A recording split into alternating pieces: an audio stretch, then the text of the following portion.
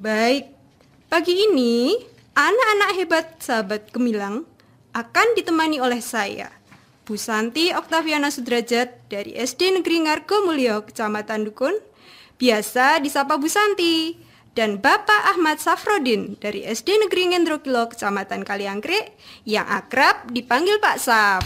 Iya, terima kasih Bu Santi. Semoga anak-anak nanti terbantu ya dengan mendengarkan sinau bareng pada hari ini.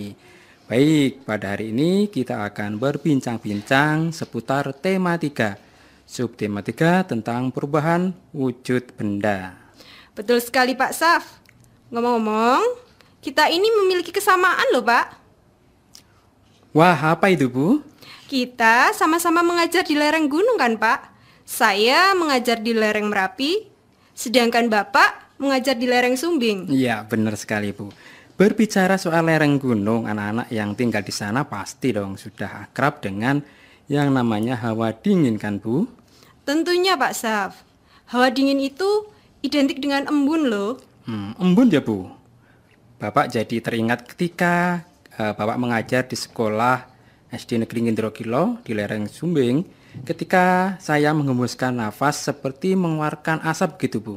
Oh iya, sama berarti Pak. Ketika saya di Ngargomulyo pun seperti itu. Hembusan napas itu, ketika saya coba tempelkan di depan kaca jendela, tiba-tiba perlahan-lahan kaca itu menjadi basah loh Pak. Pasti anak-anak yang tinggal di sekitar lereng gunung atau ketika kalian mengalami hawa yang dingin juga mengalami hal yang sama kan? Mengapa hal itu bisa terjadi ya Pak? Begini Bu Santi, udara di sekitar kita kan banyak mengandung uap air. Ketika uap air bersentuhan dengan benda-benda yang lebih dingin atau suhunya lebih rendah, maka perubahan menjadi uap air tadi berubah menjadi bintik-bintik air. Oh begitu ya Pak. Iya. Berarti sama halnya ketika kita minum es teh. Nah kalau kita perhatikan itu ya Pak ya, di luar gelas atau plastik, sisi luarnya kan awalnya kering. Beberapa saat kemudian, sisi luar gelas atau plastik tersebut terdapat bintik-bintik air. Itu artinya uap air di luar gelas bersentuhan dengan permukaan luar gelas atau plastik yang dingin kan Pak?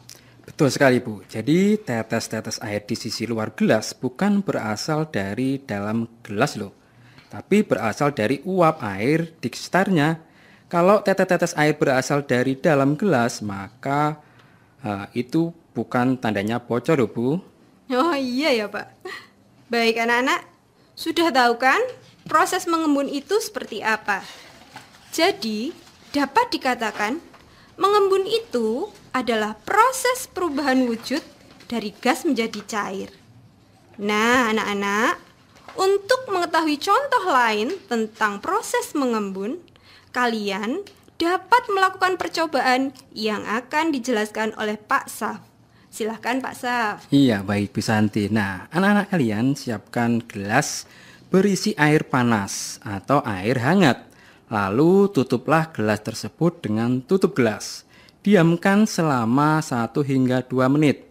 Lalu bukalah tutup gelas tersebut. Amati apa yang terjadi ya anak-anak. Iya, terima kasih Pak Saf penjelasannya. Oh iya anak-anak hebat, perubahan wujud benda tidak hanya mengembun saja loh. Ada berbagai perubahan wujud, antara lain mencair, yaitu perubahan wujud padat menjadi cair. Kemudian membeku, yaitu perubahan wujud cair menjadi padat. Setelahnya ada yang namanya menguap, yaitu perubahan wujud cair menjadi gas. Nah, selanjutnya ada juga Bu tentang menyublim, yaitu perubahan wujud padat menjadi gas. Anak-anak hebat, tahukah kalian perubahan wujud terjadi dari benda gas menjadi padat loh. Perubahan ini disebut dengan menghamblur atau mengkristal. Jika kita tinggal di negara 4 musim, maka akan terlihat embun beku di pagi hari, di musim dingin. Nah, embun beku tersebut seperti kristal es yang menempel pada tanaman. Hal ini terjadi karena uap air di udara yang berwujud gas berubah menjadi padat. Sebentar Pak, Ya. sepertinya saya ingat sesuatu. Bukan hanya di negara 4 musim saja loh. Oh. Sekitar bulan Juni yang lalu loh Pak, itu di Pegunungan Dieng di Wonosobo, saya melihat di televisi ada fenomena alam di mana suhu udara menjadi sangat dingin di pagi hari sehingga menyebabkan embun beku juga. Apakah perubahan wujud ini dapat dikatakan sebagai menghablur ya Pak? Iya betul Bu Santi.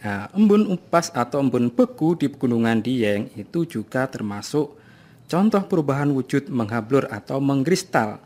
Jadi anak-anak sudah jelas ya sekarang tentu tentang perubahan wujud benda? Sudah jelas dong pastinya Pak. Nah anak-anak, perubahan wujud benda yang terjadi itu merupakan perubahan alami di sekitar kalian. Hal ini merupakan karunia Tuhan yang Maha Kuasa dan harus disyukuri.